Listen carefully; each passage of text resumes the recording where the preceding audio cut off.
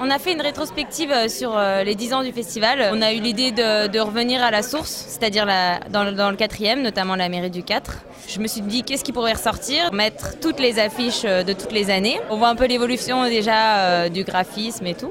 Dans les cadres, j'ai ressorti les dédicaces qui datent depuis 2006, d'une majeure partie des auteurs qui ont fait partie du festival depuis le début. Ce qui est intéressant, c'est qu'on voit les premières dédicaces de certains auteurs.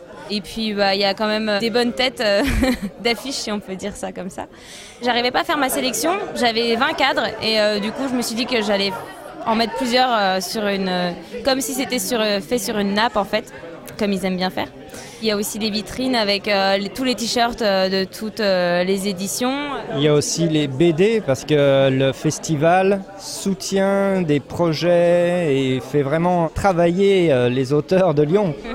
Alors oui, en BD, il y a notamment donc, les web trips. On en a sorti que 2 pour le moment sur les 3, la première et la 3e. Et donc le 3e vient de sortir, le 3e web trip. Donc ça c'est un projet qui a été fait avec J.C. Devenay, le scénariste, et donc des auteurs lyonnais et catalans. C'est les 2 qu'on a financés. Et le 3e c'est Héroïne, qu'on vient aussi de sortir avec Arte Édition, sur l'exposition qui avait déjà été fait en amont. C'est une série d'entretiens faits avec des doctorants et avec les dessins des auteurs et des entretiens avec les auteurs sur leur perception et pourquoi ils ont repris ces dessins en faisant des héroïnes.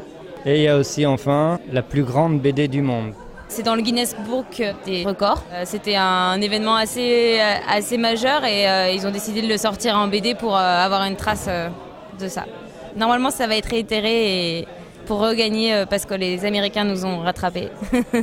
C'est ça, ils nous ont battus, ils ont fait encore plus long, donc on va remettre une couche et refaire encore plus long. Oui, normalement cet automne.